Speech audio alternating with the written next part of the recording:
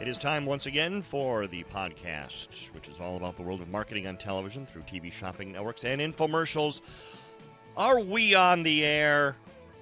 I'm your host, Sean Wilsey, and for 29 years I've hosted shows on cable shopping networks, generating billions of dollars in sales. And now I want to be your guide into this world, explaining how it works, why it works, what doesn't work, and introduce you to the people who are making it the success that it is today. Because it is still a very successful world, that of the cable shopping networks, television shopping networks, but also the world of infomercials. Not what it used to be by any stretch of the imagination, but that is going to be our focus today as we begin taking a look at infomercials. We've talked a lot about television shopping, cable shopping networks, the traditional means of buying on television, but actually the infomercial is probably the more famous, some might argue infamous means of marketing on television. Infomercials done right, and I don't even know if done right is the way to phrase it, first off, they can generate billions of dollars. Millions anyways, hundreds of millions of dollars. And they can make stars out of their hosts, for good or ill. TV shopping networks don't necessarily turn their hosts into stars, and the reason is simple. You have, let's just use QVC as an example, even though they're in 100 million homes, they're on one channel. Maybe they have two channels in your city. And in order to see it, you have to make a concerted effort to put on QVC. An infomercial can pop up anywhere, on any channel, and in a 1,000-channel universe, that's a lot of options. They can turn up any time, usually overnights more often than any other time. So they're a lot more prevalent. And so a successful infomercial will be shown a lot of places, and it will make a star out of its host and the people involved. And today we're going to look back at the 1990s, which really is where the infomercial took off. And we're going to look at three of the people that did become household names, even if I say their names and you don't know who they are. I'm talking about Mike Levy, Donald Lepre, and Kevin Trudeau. You would recognize their faces. I think you'll recognize their voices as we listen to clips of some of their infomercials and talk about what worked. And in two of the cases anyways, what worked, I don't want to say too well, but they pushed the limits and had some interesting endings to their careers. Well, one for sure an ending, the other question mark, and we'll save that for the end. Mike Levy is the first one we want to focus on, who from 1989 until 1997 had a very successful career with his series of quote-unquote amazing discoveries. So you will remember these if you watched TV back then. It was really one of the first good efforts in infomercials. The infomercial didn't come around until 1984. Up until 1984, there were some pretty strict regulations as to what you could and couldn't do on television from the FCC, and they eliminated regulations to govern the commercial content of television in 1984. So that meant commercials could run a full 30 minutes. The birth of the infomercial. And at first, they didn't even have to disclaim that what you were watching was paid television. It could be a blatant infomercial, but there was no disclaimer saying this is paid content, and what you're watching is trying to sell you something, which in a later show, we're going to look at how that is happening in daytime TV and talk shows today. But anyway, another show. So Mike Levy and his amazing discoveries was the first successful one. He, prior to this, was a copywriter for mail advertising. Again, not a lot of mail advertising going on anymore, M-A-I-L, just to clarify. And he created this concept, along with his partners, called Amazing Discoveries. It looked like a talk show. Now, remember, the talk shows of the early 90s, the Geraldos, the Oprahs, the Phil Donahues, had the audience as kind of the whole studio. And then you'd have one guest sitting on a stage, and the host was in the audience for most of it. This is the introduction to one of his Amazing Discoveries shows that I'm going to play for you. And this one is all about the human calculator. Human calculator. Listen to the introduction. This screams early 90s talk show. But you're about to watch an infomercial. Coming up next on Amazing Discoveries, we'll show you how to turn on the human calculator in you. Now, here's the host of Amazing Discoveries, Mike Levy. Welcome. I just realized it's Levy. I've been saying Levy. In preparation for the show, I've been saying it's Levy. I apologize. Anyway, so he's now walked out, crowd all around him, screaming like a studio audience. He's wearing a sweater, very early 90s sweater. Think of the guy who hosted Supermarket Sweep back then, always wore the colorful sweater. Same kind of look. I want you to meet a friend of mine who is fondly referred to as the human calculator. You'll see why. Scott Flansburgh. What is 497 times 35? What is that? 17,395. Right on the button. Isn't that fun? But there's more. Scott, here's a hard one. What's 4,379 divided by 7? What is that? 625.57142. Wow, right out to all those decimal points. And he had a calculator, so Mike was entering this in. But again, it roped people in. People were new to this, thinking, oh my God, because unless you watch the disclaimer at the very front of the show or the very end of the show, you did not know that this was paid content. You did not know that money was changing hands between the show and the television station, many times on a per-inquiry basis, which we'll explain some of these terms as we go on, because they didn't disclaim it. There was no graphic on the screen. Today, the rules have hit where you have to disclaim a little bit more. This is paid content and so forth and so on. And so they went on and they did their little interview, and then eventually it turned into sales. Now, I'm going to jump to a different episode of Amazing Discoveries and play this because this is so cliche, early 90s infomercial. It's for a car wash. And this one bottle of car wash washed a car 4 times. Same set, same studio. It's just now they had a car on the set and 2 British gentlemen. The price, well, that's up to John. All right, John, how much? Mike, you've told me already you're impressed. I'm Enough impressed. to do 4 cars, just $29.95. That is fabulous. For one bottle? Come on. You warned me. Go on. Researched and developed by Ari. It's a vinyl and leather cleaner. We'll use it in the car and the home. We'll show you in section 2. Good. $9.95's worth of value, absolutely free. Another $40 worth, $40. What they're doing here is what we call in the trade an add-on game. So we gave you the value, told you what it is, here's the price, and it's kind of cute how the crowd cheers. Oh, but some are booing, not good enough. So they're adding on to the value. This is classic television shopping. Goes back to the earliest days. Home Shopping Club was very good at this in their early days. So that is what we call an add-on game. So now they've given you more. John, it's not me. It's got to be good. Amazing Discoveries viewers demand This a good deal. I don't believe. But forewarned, it's forearmed. The amazing chamois. Use it on the car and in the home. Again, in section 2, we'll show you lots of uses. Another $10 worth of value. Another $10 value. Absolutely free. Adding in. $50 worth, Mike, for just $29.95. Okay. It can't get any better than that, can it? Come on. We're almost there. Look at all that. We're almost there. You've got to give us more. Excuse me 1 second. Ian?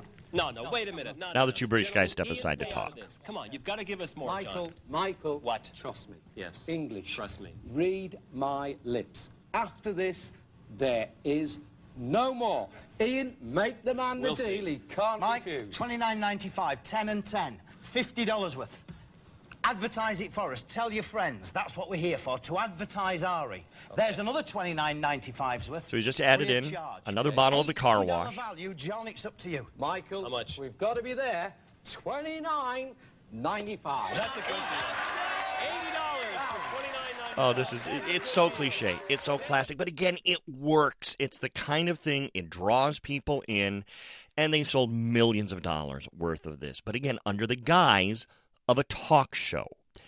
And eventually, rules started changing. You had to have more disclaimers that this is paid content.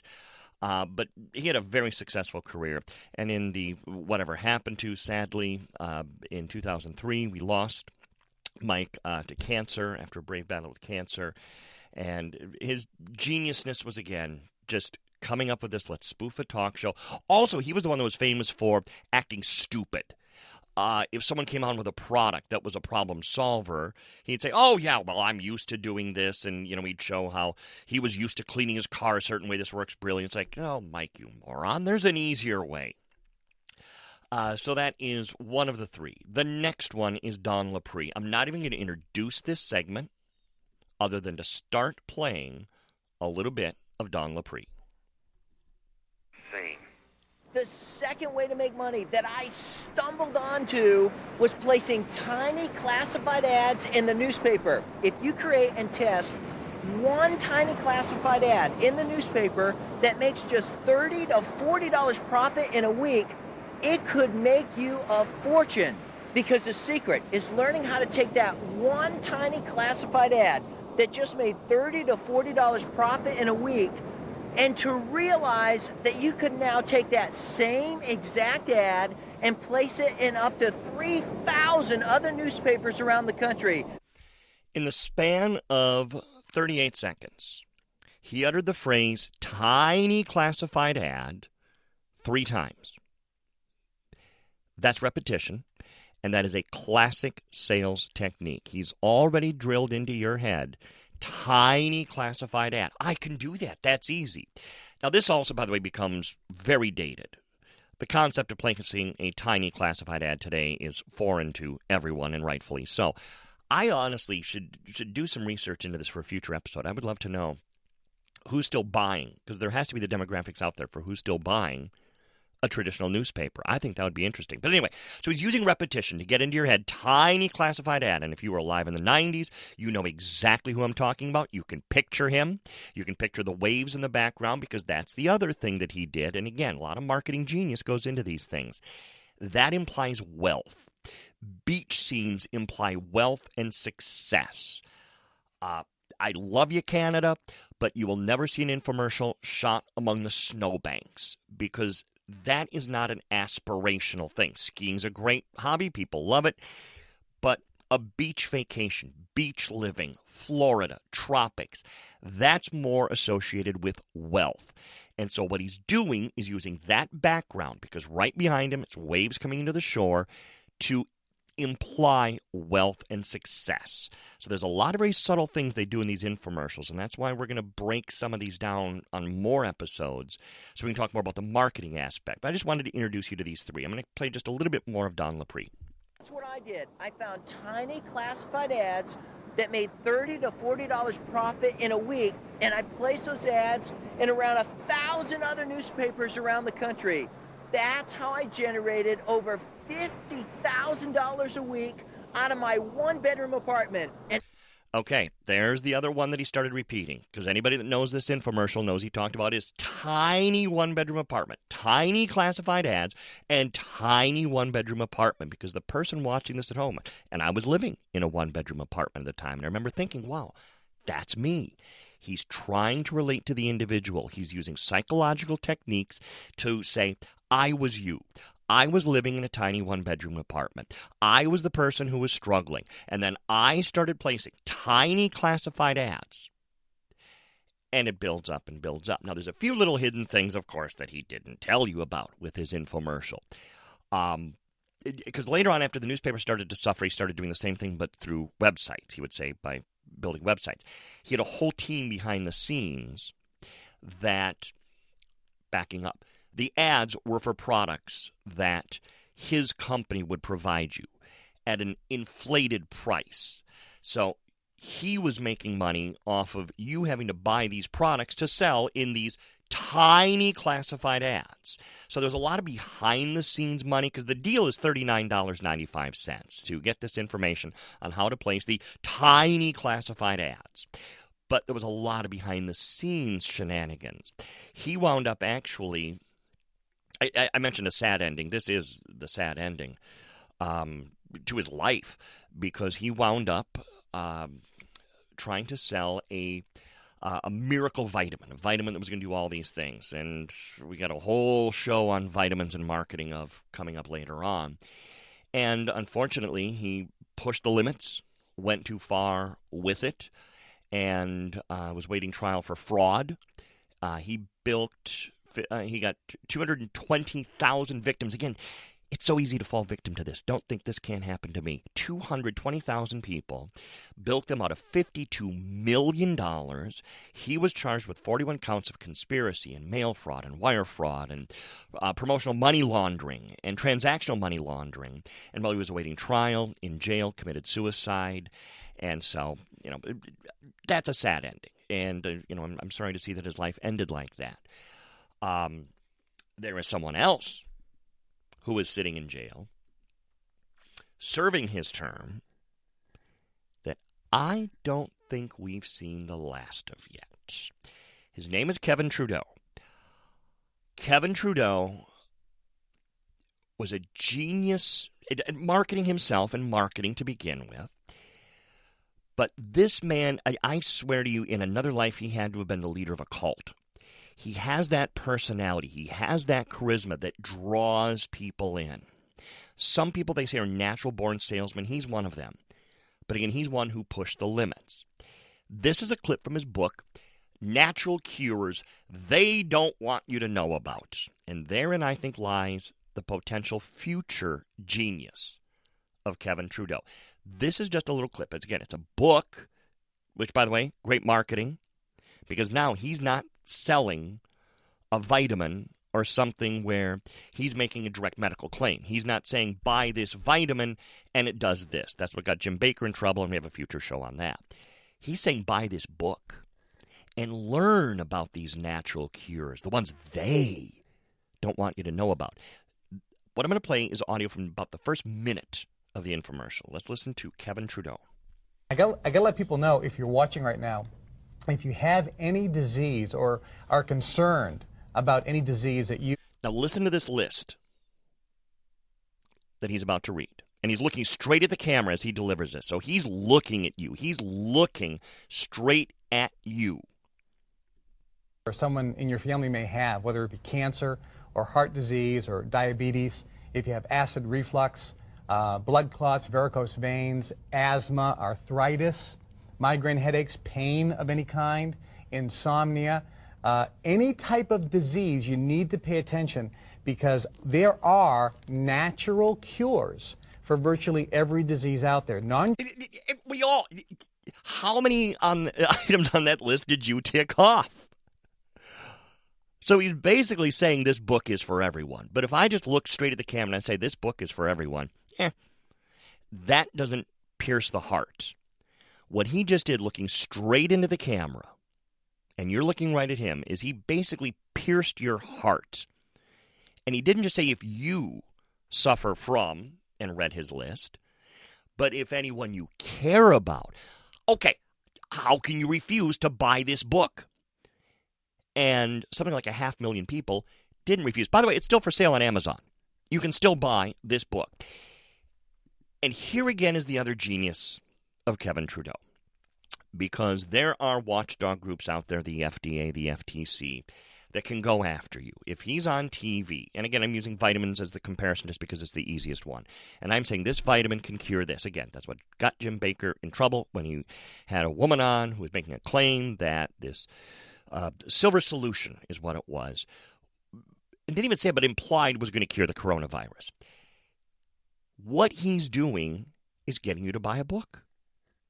That goes right around the laws. He's just saying, go to the store, because you could get him at Barnes & Noble, or call the 800 number, more money in his pocket, and buy the book. And then learn about these natural cures that they don't want you to know about. So he's not saying that, and I'm just making this up, niacin cures cancer. But on page 47 of the book, niacin cures cancer. So he's going around it. He's going around the laws. Well, that worked for a while. But he also found himself in trouble. And by the way, he got to the New York Times bestseller list with his book. He was sentenced to a decade behind bars in March 2013 for, but was it misrepresentation? This is what I'm trying to remember what it was. Let me see actually if I can find it here quickly. He sold more than 850,000 copies of the book. Criminal contempt in November for defying... Oh, he defied a court order. That's right. Because he had a court order barring him from running false ads about a weight loss book. The weight loss cures they don't want you to know about. And despite the order, he aired the infomercial 32,000 times, according to prosecutors. Anyway, so he is now scheduled for release in May of next year. May 2022, he's scheduled for release. I predict we're going to see him again. I predict he's going to have a very successful career. He's going to be more careful about what he says. But I think he's going to make a comeback. Now, I'm not by any means trying to get political or anything here. But we're living in a time where there's a fear of they, using air quotes. And now he can blame his prison sentence because they tried to silence me. I wrote the books about the things they don't want you to know about. So what happened? Well, they silenced me. And he can go on infomercials again, and he can say, I served my time, but I'm back here for you. I'm still fighting the good fight. So I predict we've not heard the last of Kevin Trudeau. I think we're going to hear from him again. I've met him a couple times back very early in my career, and I have personal opinions on the gentleman. I'm not going to say them right here. He's got some deep pockets still. The book's still selling. It's on Amazon right now. In fact, they updated it for 2014. So it's still there. You can still go on Amazon, and you can still buy the book. So there's money still being made off of that book. So I think we'll be hearing from Kevin Trudeau again. But I mean this. We're going to go into, on a future date, a lot more, because we're just scratching the surface of infomercials and the marketing genius that they use on the infomercials. Because, again, we just scratched the surface here of both the obvious and the inobvious. There's a lot of psychological selling that is worked into these infomercials. And so we're going to go into that, and how the televangelists started to take advantage of some little holes and loopholes in the laws. And I think Jim Baker last year kind of ended that for most of the televangelists. But a lot more to come, and growing list of special guests who are going to be joining us very shortly. I want to get a few more episodes under my belt here before we start working in special guests. But, man, there's a long and very impressive list, dare I say so myself. I hope you'll check me out at my day job as a host for the Shop LC television shopping network. You can find me Wednesday through Saturday between 10 a.m. and 1 p.m. Eastern Time, and then again from 3 to 5 p.m. You can follow me on Twitter at Shawn Wilsey, ShawnWilsie, and on Instagram as SWilsey. Thank you for downloading this edition of Are We on the Air? This has been a King Bobby production.